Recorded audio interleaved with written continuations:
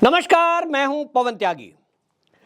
जम्मू कश्मीर की पूर्व मुख्यमंत्री महबूबा मुफ्ती एक बार फिर आतंकवादियों के समर्थकों के समर्थन में मैदान में उतरी हैं। इस बार उन्होंने उन 7 छात्रों का पक्ष लिया है जिन्होंने ऑस्ट्रेलिया भारत का मैच हुआ था जब वर्ल्ड कप में, और भारत हार गया था तो उस समय वो खुशी मना रहे थे और उस खुशी में उन्होंने पाकिस्तान के पक्ष में नारे लगाए। इसको लेकर के कंप्लेंट हुई, वीडियो वायरल हुई। तब जम्मू कश्मीर का जो प्रशासन है उसने कार्रवाई की और यूएपीए की धाराओं में उन 7 छात्रों को पकड़ा गया। लेकिन महबूबा मुफ्ती तो महबूबा मुफ्ती ही हैं, उनके पेट में दर्द होना जारी था तो जरूरी था, तो अब सामने आ गई और मीडिया में आकर बोल रही हैं कि भैया इन छात्रों के साथ खिलवाड़ नहीं करना चाहिए, बिना गलती उनको पकड़ लिया, यूएपीए लगा के उनको बंद कर दिया, इसकी क्या जरूरत थी, बच्चों ने गलती की, गलती नहीं होनी चाहिए थी।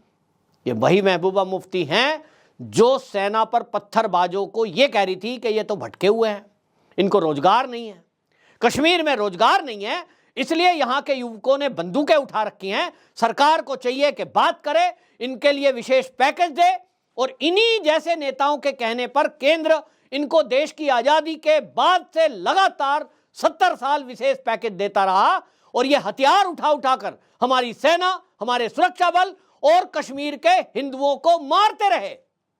यही महबूबा मुफ्ती हैं जिन्होंने 1990 के दशक में जो कश्मीरी हिंदुओं के साथ नरसंहार हुआ, घर छोड़कर जाने को मजबूर किया गया, महिलाओं के साथ रेप हुए, एक शब्द इनके मुंह से नहीं निकला। कभी कैंप में जाकर देखा इन्होंने? मुख्यमंत्री बनी रही कि उनको जाकर घरों में बसाएं। अरे आप कश्मीर में नहीं बसा सकती, जम्मू में बसा देती, लेकिन इनको ऐसा करना नहीं है क्योंकि इनको लगता है कि आतंकवादियों का पक्ष लें। कश्मीर में जो बैठे हुए लोग हैं, जो आतंकवादियों के समर्थक हैं, ये कहीं ना कहीं मीडिएटर का काम करती हैं।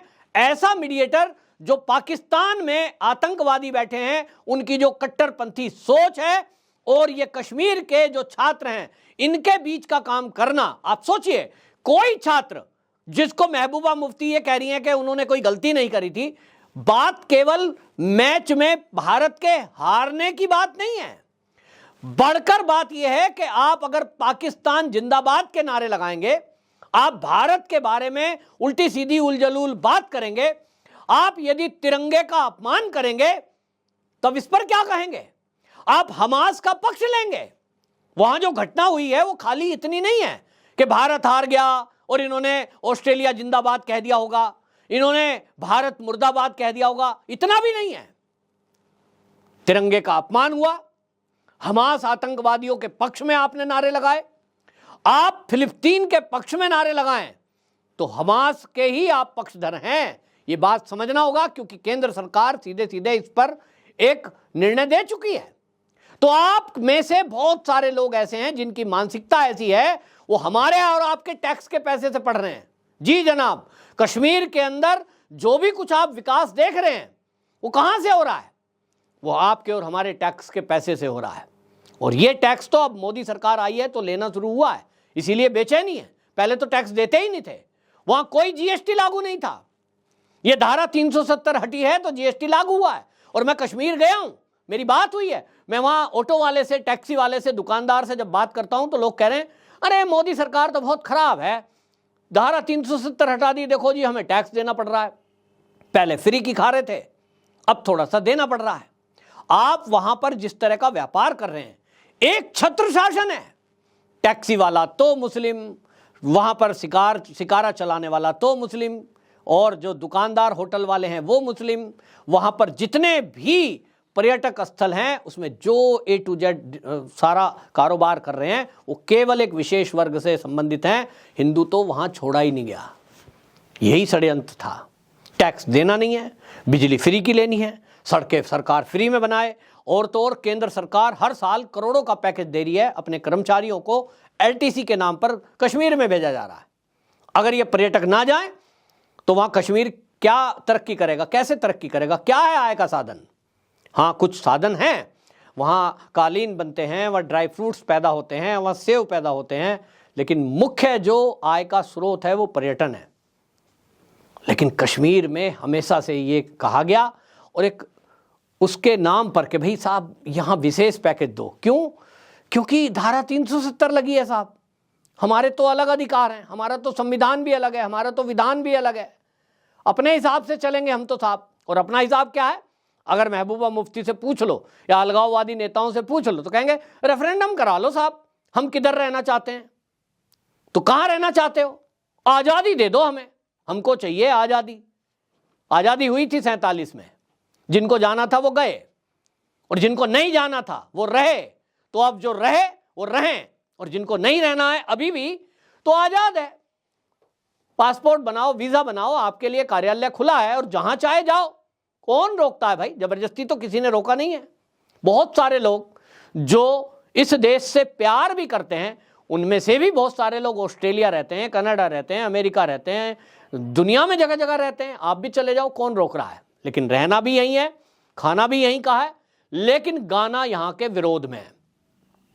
यहां रहेंगे और तिरंगे का अपमान करेंगे, यहां रहेंगे आतंकवादियों की भाषा बोलेंगे। तो महबूबा मुफ्ती जी, आप इस तरह का जो ये नाटक नौटंकी करते हैं, ये अब देश में चलेगा नहीं। आपने मीडिया में बोल दिया, मीडिया में आपने सुन लिया, और तो और हमारे ही टैक्स के पैसे से ऐसे लोगों को सुरक्षा भी मिली हुई है, किसी को Z, किसी को Y, किसी को X, ये सुरक्षाएं मिली हुई है। मैं तो केंद्र सरकार से चाहता हूं कि जो भी इस तरह की बदजुबानी करे, जो भी आतंकवादियों की भाषा बोले, जो भी देश विरोधी एक्टिविटी करने वालों के पक्ष में खड़ा हो, सबसे पहला काम यह करना चाहिए कि उनकी सारी सिक्योरिटी हटा लो और बस कहो भैया तुम तो उन्हीं की भाषा बोल रहे हो जो यहां आतंक फैलाना चाहते हैं, तो तुम्हें किसका डर है?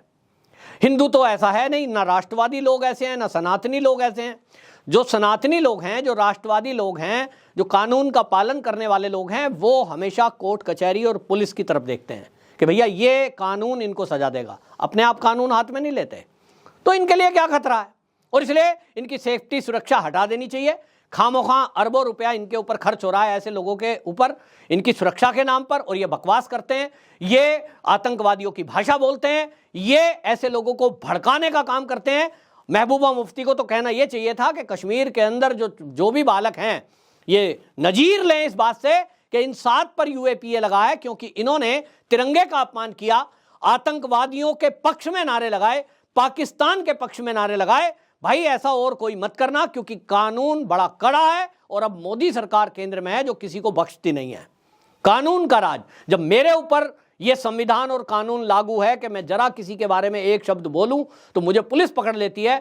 मैं सोशल मीडिया पर कोई पोस्ट अगर डाल दूं, कोई व्यक्ति, आपने देखा होगा अनजाने में भी कई लोग, बच्चे लोग करते हैं, रील बनाते हैं, कभी तिरंगे को हाथ में कर लिया, अपमान कर दिया, पुलिस तत्काल पकड़ करके उन्हें बंद कर देती है। तो जब आप यूनिवर्सिटी के छात्र हैं, इसका मतलब तो आपकी बुद्धि विकसित हो चुकी है, पढ़े लिखे हैं, समझदार हैं, कानून को जानते हैं। तो फिर जान पूछकर अगर आप तिरंगे का अपमान करने का प्रयास करेंगे तो निश्चित जानिए कि यह मोदी सरकार है, बख्शेगी नहीं। आपकी क्या राय है? कमेंट बॉक्स में जरूर बताएं। वंदे मातरम।